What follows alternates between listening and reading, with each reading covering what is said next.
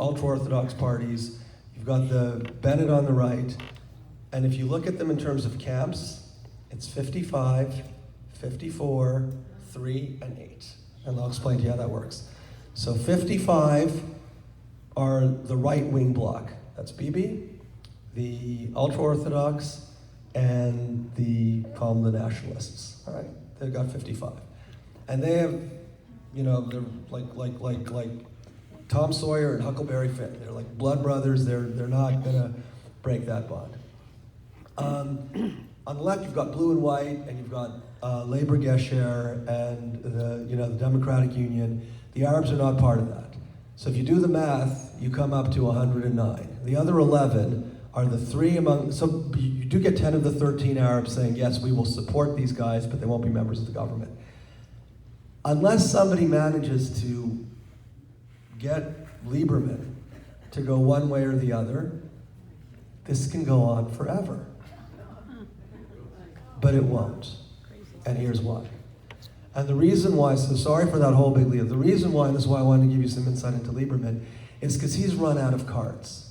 His voters gave him a lot of credit for standing up to the Haredi. Sorry, what I neglected to say, I thought, but didn't share, was he had to create a new them.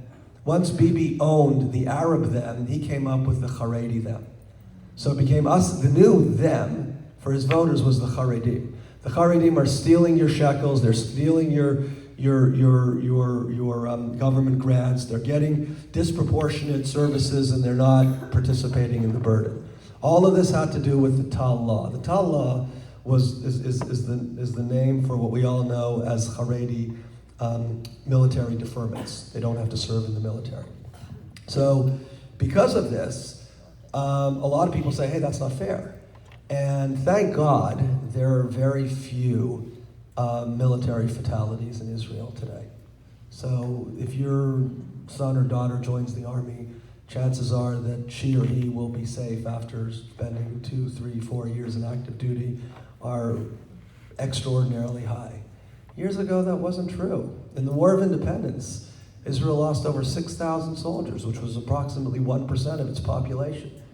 That would represent 80,000 people today. I mean, so it was an incredible, I mean, everybody knew somebody, either directly or, 1 or 2 degrees of separation who lost a family member in the defense of the country. Yom Kippur War, 3,000 people dead.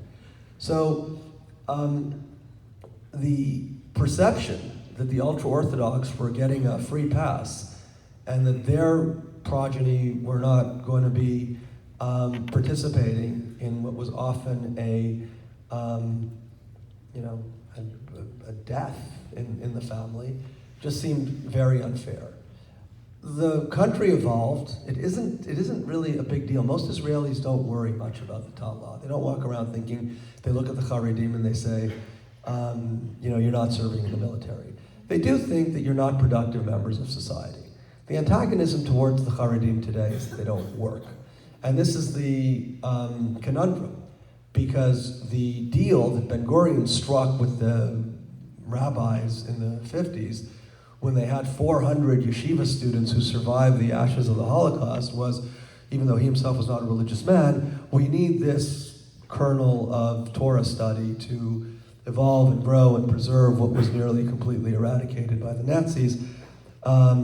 So you won't have to serve in the army. And then there were all sorts of cultural issues. The army became a melting pot for, Ashkenazim, Sfaradim, Mizrahim, and it was also a fairly liberal place where you've got 18, 19, 20-year-old boys and girls who are exploring certain things for the first time in their lives. And obviously the ultra-Orthodox didn't want their kids exposed to that kind of, those kinds of influences. Same reason why their participation rates in university studies is low. But fast forward to the 1990s, 2000s, when the whole nature of the Israeli army changed, it became more of an economic thing. And the Haredim are having more and more children, and they're poor, they're dirt poor, but they have a disproportionate claim on state budgets and state resources, and there's a perception that there might be a little bit of dishonesty, and people are inflating the numbers and getting more government grants. So Lieberman has been able to play off that antagonism against the Haredim in the secular society, compounded by the fact that many of his constituents, particularly the immigrants from the former Soviet Union, are deemed less Jewish. Their Judaism is tainted by the fact that, you know, they were living in the Soviet Union for a century, and who knows what the provenance of any given Russian boy or girl might be, and whether their grandfather or grandmother was kosher enough, and people serve in the army, and then the ability to bury them in a Jewish cemetery is questioned. So that really gets to the kishkas of a lot of people. You can understand viscerally why that would be a problem. So, but Lieberman can't do this again. So I predict that, now we can get a little bit to some of the more current events, but I predict that in the next election, Bibi will do relatively well. You know, I looked at what we saw on Tuesday, and again, we'll talk about it more next week, but it almost seemed like the beginning of a joke, right? So an impeached president and a newly indicted prime minister walk into a conference room. But Bibi will do well. You know, I mean, everything that's, you know, all the goods on Bibi are already known. You know, Trump was famous for making that statement during the primaries that he can stand on Fifth Avenue, shoot somebody, and people would still vote for him. I mean, hopefully that never gets tested. But Bibi could say, I can get indicted for 3 counts of obstruction of justice and bribery and abuse of office, and it did get tested and will get tested again, and I think he's going to pass that test. Now, obviously, what he's accused of is nothing close to shooting somebody, but that's why the elections in Israel, not just these elections, but the last elections and the previous elections and the elections in 2015, are really to be or not to be. That's what it is. To be or not to be. That's what the whole country is obsessed with. This guy. It's the politics of personality. And you know, that's why Trump is really well liked in Israel. Because in Israel, they look at the United States, and it's, you know, 10% politics or less. It's 90% policy, and the policy looks good. If you're an Israeli, you look at what the president has done, you love this guy. For the same reason you really didn't like his predecessor. And here in the United States, people look at Bibi, and he's very much admired. When you look at the prime minister through an American prism, he looks good. Through an Israeli prism, he looks more polarizing. And there are a lot of Israelis who don't want to have a prime minister who's been accused of some of the things that he's been accused of, and who have Bibi fatigue, which is why the title of this lecture was, Is Israel Ready for a Post-Bibi Future? So whether the outcome of this election, which I predict will be very similar, I predict it'll be very similar to the last election, and then the question will be, Lieberman cannot do this trick again. So he thought, and was mistaken, that he would be able to use the platform of Kingmaker to force some sort of coalition between blue and white and Likud, and he anticipated a fissure where he would come in and get the shadchans, the matchmakers, compensation for putting these strange bedfellows together. They're not strange bedfellows. If you look at the composition of the leaders of both parties, they're extremely aligned, right? If you look at the top people in blue and white, you've got 3 former chiefs of staff. That's incredible, including one who was a former defense minister in Bibi's government to the right of Bibi. He actually resigned from Bibi's government because he thought that Bibi didn't prosecute certain military campaigns aggressively enough. And now he is, tell him, I'm talking about Bogi Ya'alon, Moshe Ya'alon. So blue and white's really made up of 3 parties. Tell him, Bogi's being one of them. And he is branded as a leftist. Gabi Ashkenazi, there's no way you can look at Gabi Ashkenazi as a leftist. Benny Gantz.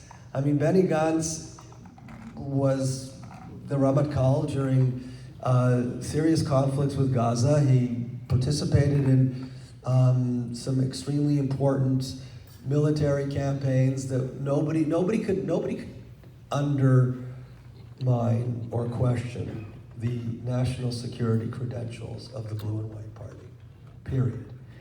And there's no question that if Bibi wasn't Bibi wasn't head of the Likud, these two parties would be able to form probably the most solid political coalition in Israel's history.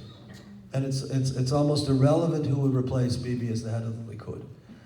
But that's not necessarily a reason for somebody to abdicate, right? I actually think I predicted before, we didn't have a class here, but I predicted after the election in April, like this is like a dark horse prediction, like where you're picking, I don't know, the Cleveland Browns to win the Super Bowl. I'm not picking that, or the Toronto Maple Leafs to win the Stanley Cup. I'm not picking that either.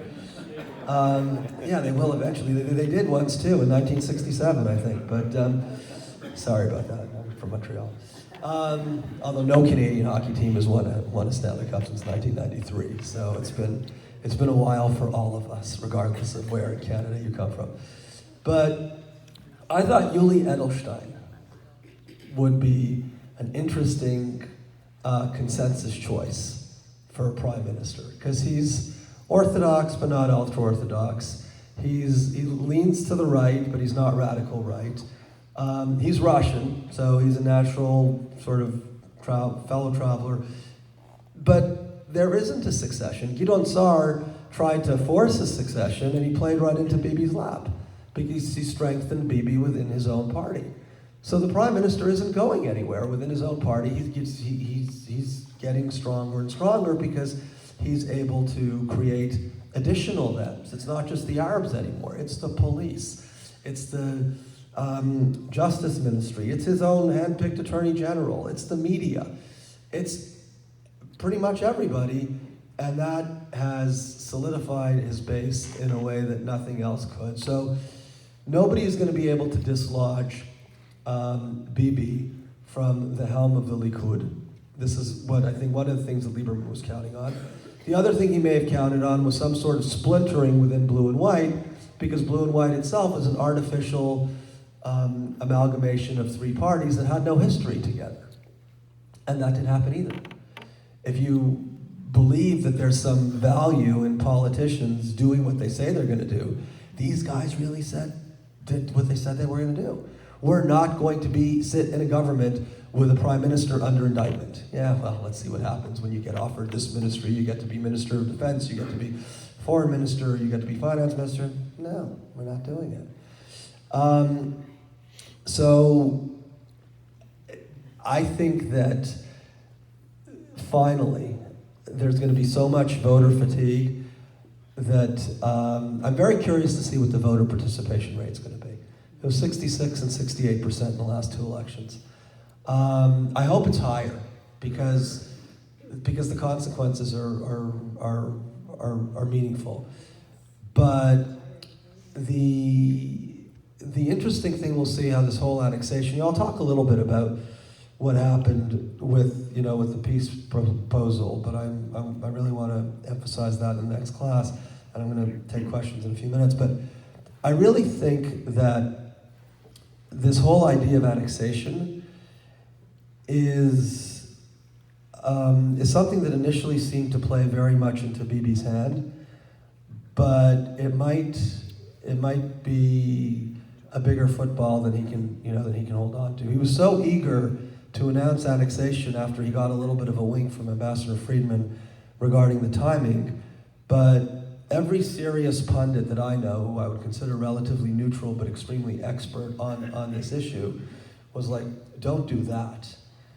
Not because it's wrong, not because it doesn't answer Israel's necessary security interests, not because we don't really want to have control over the Jordan Valley, not because the major settlement blocks really should ultimately be part of some sort of land swap agreement in a 2-state or 1.5-state solution, which I really think this is more of, but because we're at the threshold of really creating what were unnatural alliances, maybe over time will be more natural alliances, with countries that would have been impossible to mention. You've got the ambassadors of the United Arab Emirates, of Oman, of Bahrain, sitting in a press conference where a peace proposal, again, coming back, I mean, it sounds like a joke, right? So you've got literally a newly minted indicted prime minister, just hours ago, was indicted on 3 serious counts of bribery, fraud, abuse of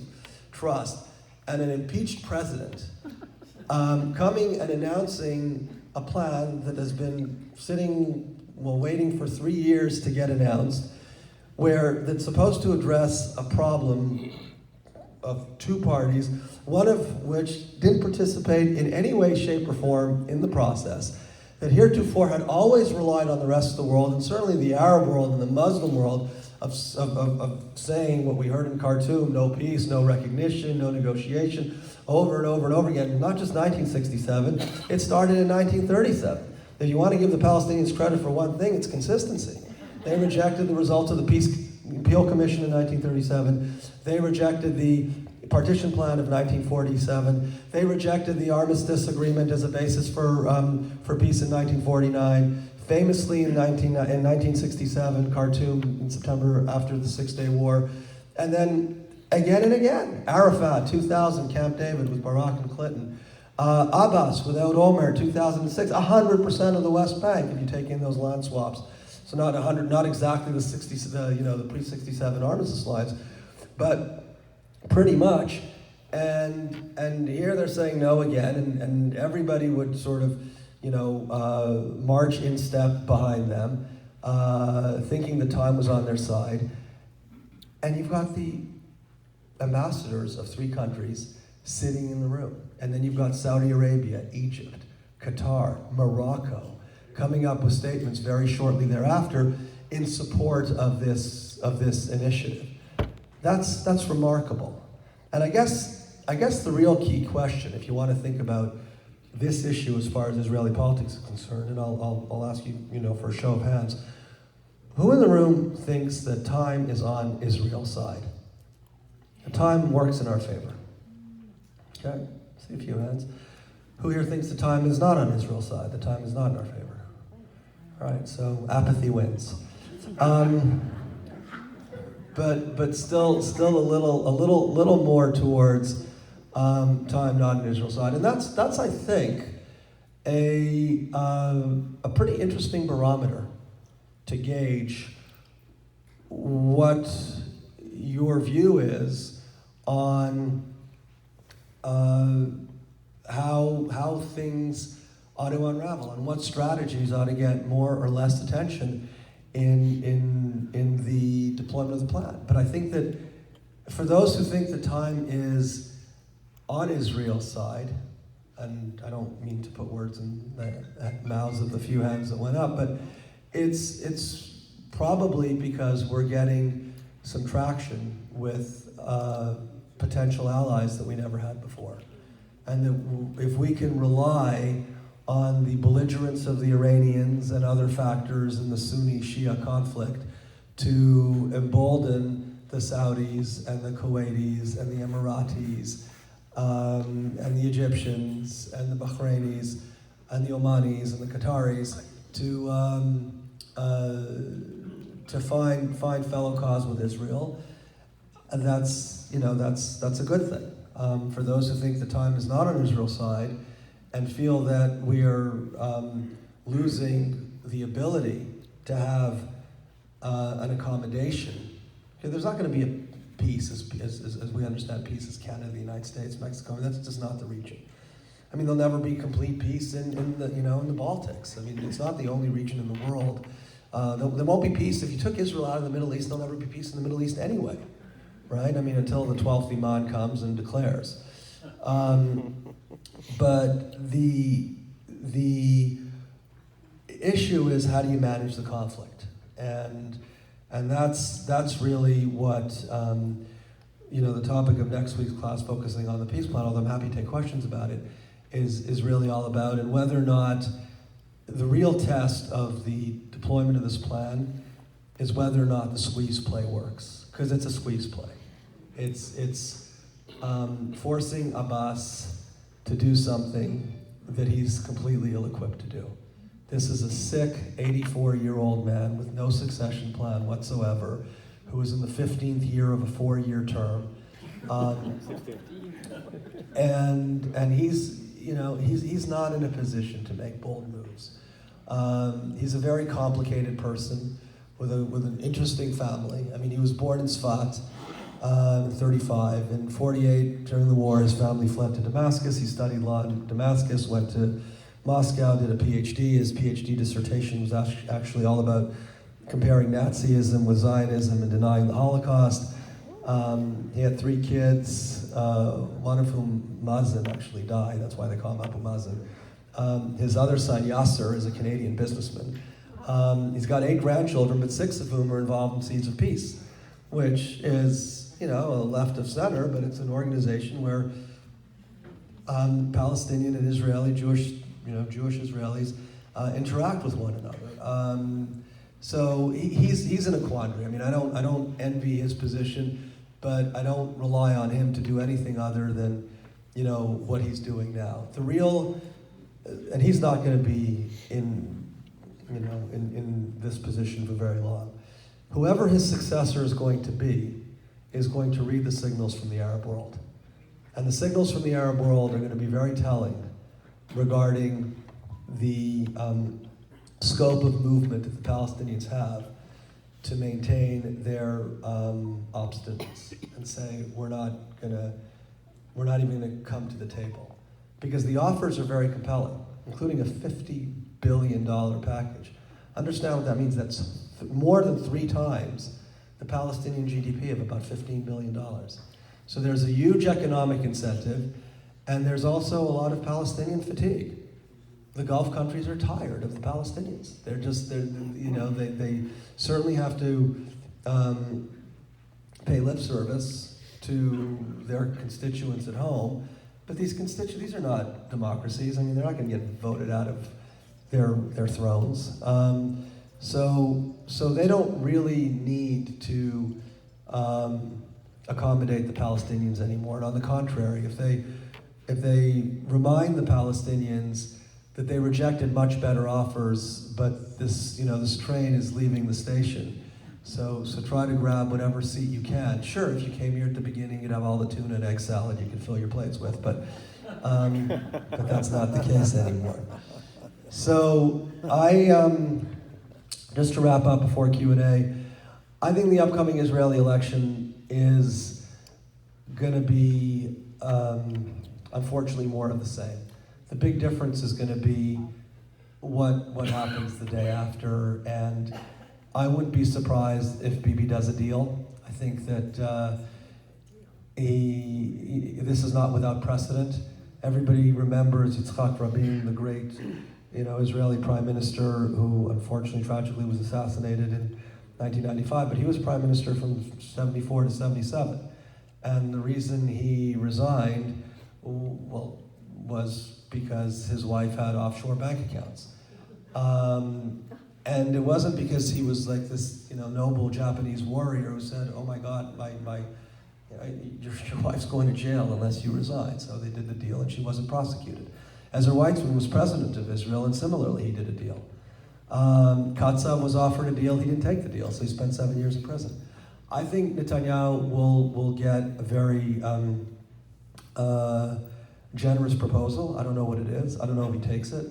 I think if he does, you don't want to see a person leave office sort of under duress, and I don't really know what all the facts of the accusations are, but I think it would make politics in Israel a little bit simpler. I think Israelis should consider term limits. I mean, I'm an Israeli and I'm eligible to vote. I don't vote in Israeli elections when I'm not sort of living there, but I certainly follow the politics closely. I think there will be another impasse. I think that Likud will do well, even though these indictments came through.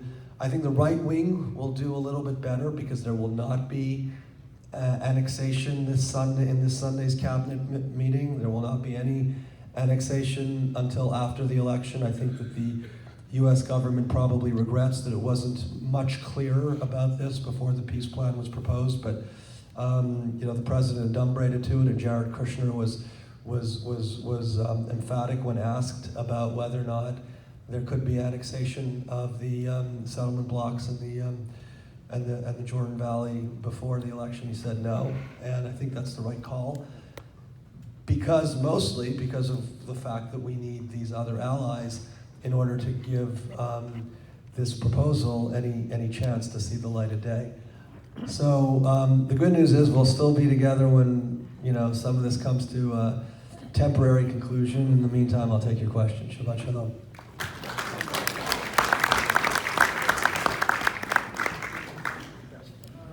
This week, Netanyahu borrowed that girl from Russia. I forgot her name. Nama Issachar. Yeah. Of course, in exchange for a church.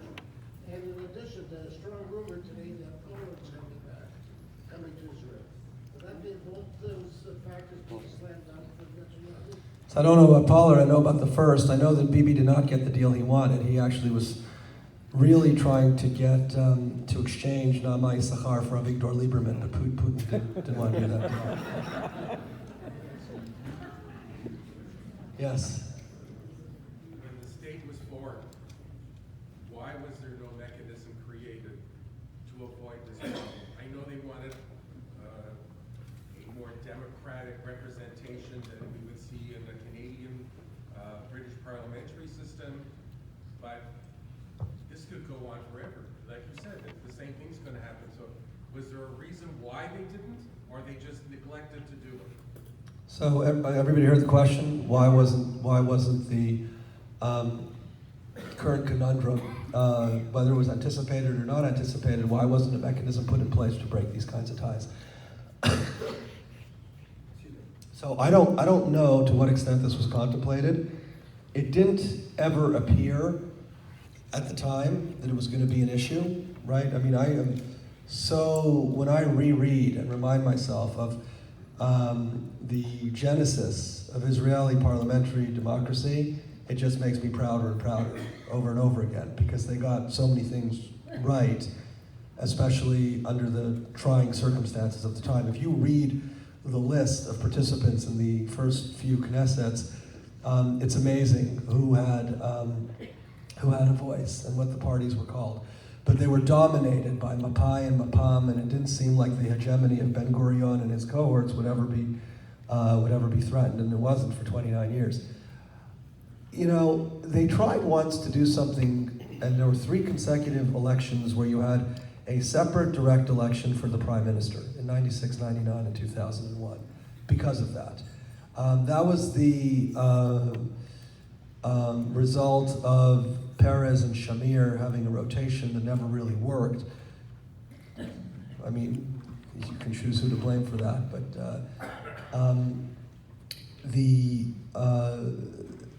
it did accomplish what it was designed to accomplish. So when you look at the flaws in the Israeli electoral system, this is the first time in history that it ever happened, and it just happened twice. And it happened the first time because Bibi was afraid of being indicted. He needed what he felt were the votes to grant him immunity, and he knew that in April, well, it was already May, if the scepter would be handed to Benny Gantz to try to form a government, and Gantz would be successful, that he would never ever get the immunity that he sought. Now he realized on Tuesday morning that he had no shot of getting it, so he pulled the request. The indictments were filed, which is why I think that, unlike last time, I did not predict that he would do a deal until he exhausted every single opportunity to get immunity, because that would be his preference. But now that that's off the table, we'll see what happens after March 2nd. To answer your question, I don't even know what you could do, right? Let's think about this.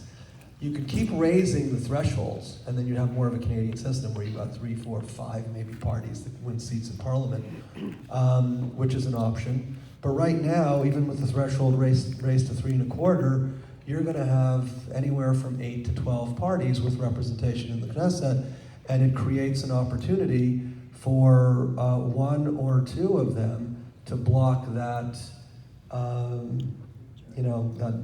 that 61 seat hurdle. So I agree with you completely. It didn't seem like it was a problem in 49. It never presented itself as a problem for 70 plus years.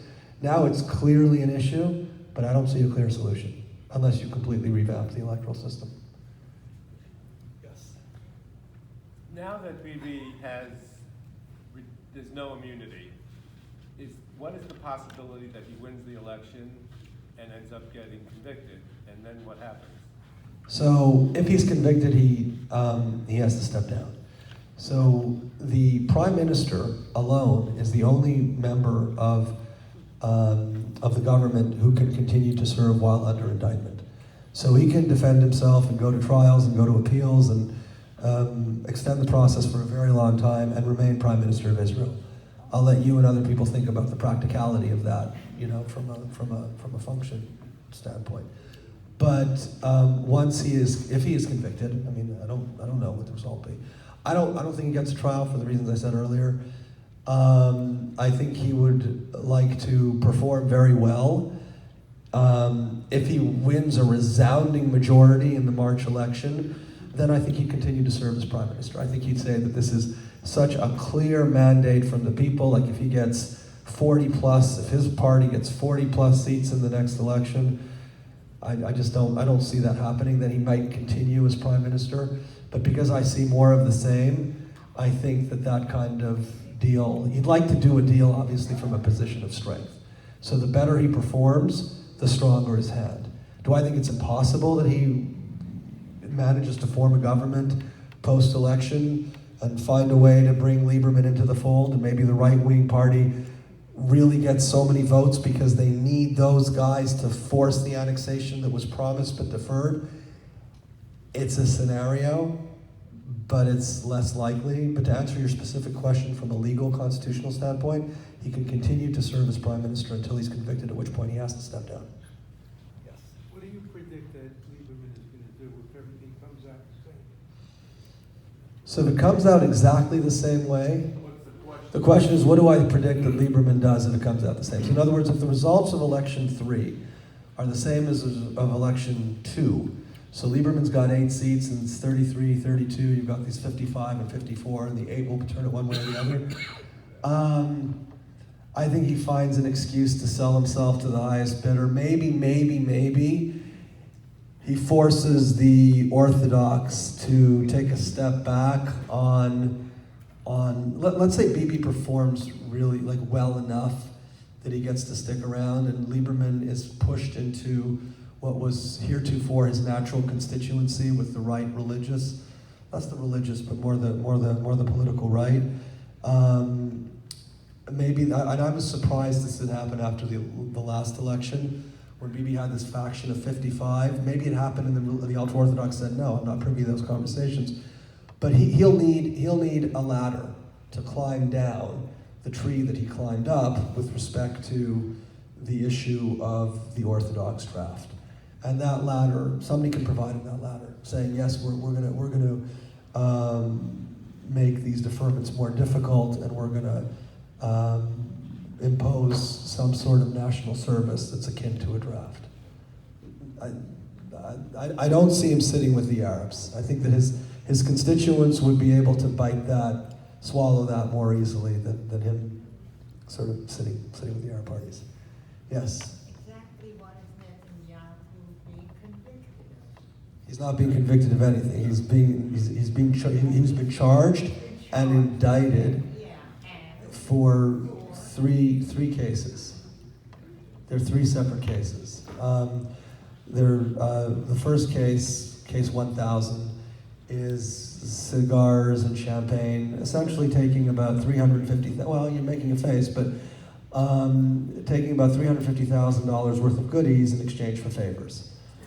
So the second case 2000, is trying to do a deal with the editor, with the publisher of Israel's second largest newspaper, that he is going to use his influence with the owner of Israel's largest circulation newspaper to weaken that newspaper if the second newspaper gives him better coverage. Okay? You asked the question. You can decide whether or not this is. The fourth, well, 4,000, which is the third case, has to do with enabling a communications tycoon to get a merger done that was worth several $100 million of value to this tycoon in exchange for favorable press coverage on Israel's largest online platform called Walla. So those are the three cases. Is it premature to ask you, in terms of the series about Jerusalem, Timothy's back? That's next week's class. Yes. I don't quite understand what you're saying. Are you saying if the election turns out the same way as the second election, that you'll instruct that Netanyahu will leave the indictment, step down, and then move away and then bring a grand coalition then? I think that's a possible outcome, yes. I think that's a possible outcome. That the Likud would then have to have a second leadership primary. I think you'd see a very different cast of characters running. Gideon Sa'ar obviously will run again, but I don't think he'll win. But he positioned himself as a front runner because of the fact that he was the only person to sort of publicly break ranks as a contender. The other contenders, I think, are Gilad Erdan, Yuli Edelstein, I mentioned, Israel Katz, and then some people who you don't hear about who'll come, like the ambassador to the United Nations, Dani Danon, will certainly throw his hat into the ring. It'll be interesting. But yes, I think any one of them would make it easier for blue and white to then come and they'll find other reasons to fight him down the road, but I think it would be it's one of the potential outcomes. Yes. Talk about the Polish Prime Minister not coming to Israel. Yeah, I can. So Israel had a huge event that took place last week.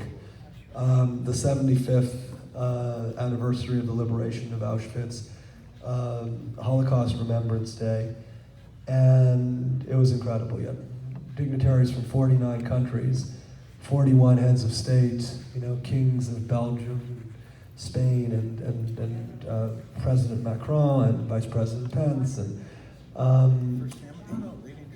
Prince Charles, yes. But what was as conspicuous was who did come, and it look, Poland is complicated. I mean, again, there are people here who are older than me, and maybe some people here who were born in Poland. But the tension between Israel and Poland about Poland's acknowledgement of its role during the Holocaust persists, and Bibi held the foreign ministry portfolio for most of his times in his last couple of terms, but he handed it over to Israel Katz, and on his first day in office, he said that Poles suckle anti-Semitism from their mother's milk, so that offended the Poles, and it should. It wasn't a diplomatic thing to say. And the truth is that half the Jews that were murdered during the Holocaust, they weren't, Putin said that 40% were Soviet, they weren't. I mean, unless he thinks Poland is part of the Soviet Union, then he'd be right. But there were 3 million Poles murdered during the Holocaust. Jews represented over 10% of Poland's population before the Holocaust. And, but there were also many more Jews who weren't from Poland, including 450,000 Hungarian Jews that were murdered in Poland, because that's where Auschwitz is. So it's tricky, right? Because the Poles feel that the Germans built concentration camps in Poland, and therefore it's a German tragedy. And the Germans came into Poland, invaded Poland, and killed the Jews in Poland, and therefore it's a tragedy the Germans are principally responsible for. And the Jews, the Israelis, want the Poles to acknowledge that there was quite a bit of Polish collaboration, and that the Holocaust was largely enabled by local participation, in many cases eager, enthusiastic participation, but not just in Poland. In Slovenia, and Croatia, and Lithuania, and Greece, and Holland, and France, and pretty much, unfortunately, all across Europe, with a few notable exceptions.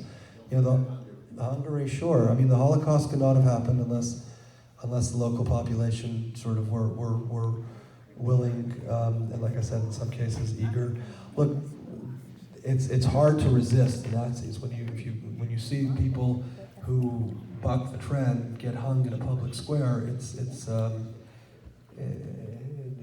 has a lot of influence. It's hard for me to sit here 75, 80 years later and judge how people acted, but the Polish president decided on principle not to go. I think that's something that could have been rectified. He wanted to speak, and he should have been allowed to speak. I think the people were afraid of things that he might say would sound exculpatory, and they didn't want that as part of the proceedings. But the good news is that you read about it, but it was a sideshow.